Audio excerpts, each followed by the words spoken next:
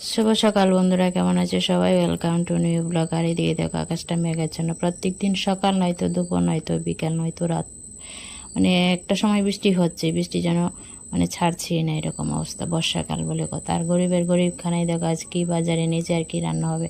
আজ ডিম আনতে বললাম, ডিম রান্না করবো। কারকল এনেছি আর এই যে টমেটো এনেছে, এই যে আলু আর কারকল কাটলাম আর ডিম সিদ্ধ বসিয়ে দিলাম। ডিম আলু দিয়ে পাতলা করে ঝোল হবে, কারকল ভাজি করব। এই তো ভাজাটা বসিয়ে দিলাম। আজ ডাল করব না, ডাল আছে, একদম সিম্পলি ডিম ঝোল হবে।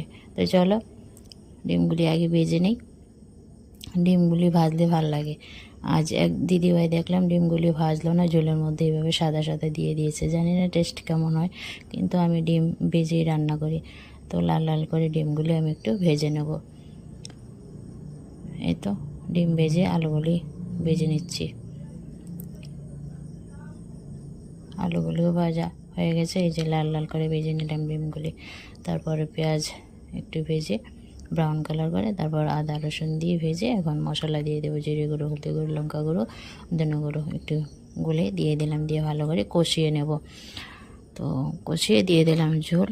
এখন পরিমাণ মতো লবণ দিয়ে ঝোলটা নাড়াচাড়া দিয়ে কিছুক্ষণ ফুটিয়ে নেব। তারপর ডিম আলু দিয়ে দিলাম আর কি। তো ঝোলটা হয়ে এসেছে প্রায়। এখন দিয়ে দিচ্ছি কাঁচা লঙ্কা, আবারও নাড়াচাড়া দিয়ে ঝোলটা ফুটিয়ে নেব। নামানোর আগে দিয়ে দেব গরম মশলার গুঁড়ো। এই তো গরম মশলার গুঁড়োটা ভালো করে মিশিয়ে নিলাম। এই যে তরকারিটা হয়ে গেছে আমার। এই দেখো বন্ধুরা, লাল লাল ডিম ঝোল আর কারকল ভাজি। আর যা রান্না করলাম বন্ধুরা তাই তোমাদের সাথে শেয়ার করলাম। জানিও ভিডিওটা কেমন লাগলো। টাটা।